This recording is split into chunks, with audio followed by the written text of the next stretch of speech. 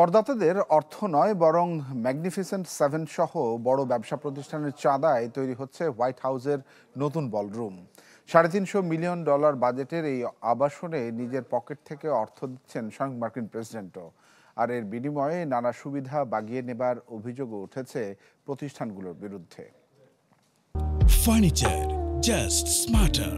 JMG Furniture. The building of it is amazing. White হাউসের পূর্ব দিকে 90,000 বর্গফুটের বলরুমের পরিকল্পনা প্রেসিডেন্ট ডোনাল্ড ট্রাম্পের। ঐতিহ্য আর ইতিহাসের তোয়াক্কা না করে এই ধরনের পরিকল্পনা এরই মধ্যে পড়েছে সমালোচনার ঝড়ে। এর জন্য ট্রাম্পের বাজেট ছিল $300 মিলিয়ন, তবে নানা পরিবর্ধন আর পরিমার্জনের চাপে এখন তা বেড়ে দাঁড়িয়েছে $350 বিলিয়নে।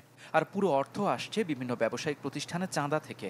অর্থ দিচ্ছেন স্বয়ং ট্রাম্পও, তবে কে কত চাঁদা দিল তা প্রকাশ করা হয়নি।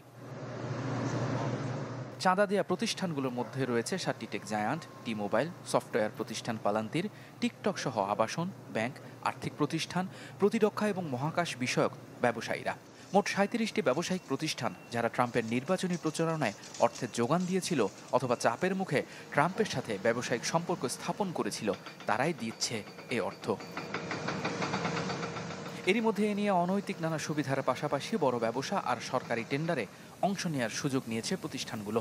ম্যাগনিফিসেন্ট সেভেন বাগিয়ে নিয়েছে সরকারি তথ্য ভাণ্ডার সংরক্ষণ, চিপ রপ্তানি, চীনের সাথে বাণিজ্যে আলাদা সুবিধা সহ কয়েকশো বিলিয়ন ডলারের কাজ।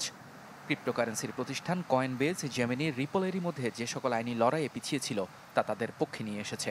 লকহিড মার্টিনের মতো প্রতিরক্ষা প্রতিষ্ঠানের বিক্রিও এখন তুঙ্গে। মিডিয়া ও মেডিকেল প্রতিষ্ঠানও পিছিয়ে নেই। শুধুমাত্র ডিনারের পর নাচের আসর যে বসাবেন না ট্রাম্প তা এখনই বলা যায়, বরং ব্যবসার প্রসার আর বিশ্ব দখলের প্রতিযোগিতায় মার্কিন যুক্তরাষ্ট্রের অবস্থান যে আরও শক্ত করবেন তাতে কোনো সন্দেহ নেই। ইফতেখার আলম, চ্যানেল 24।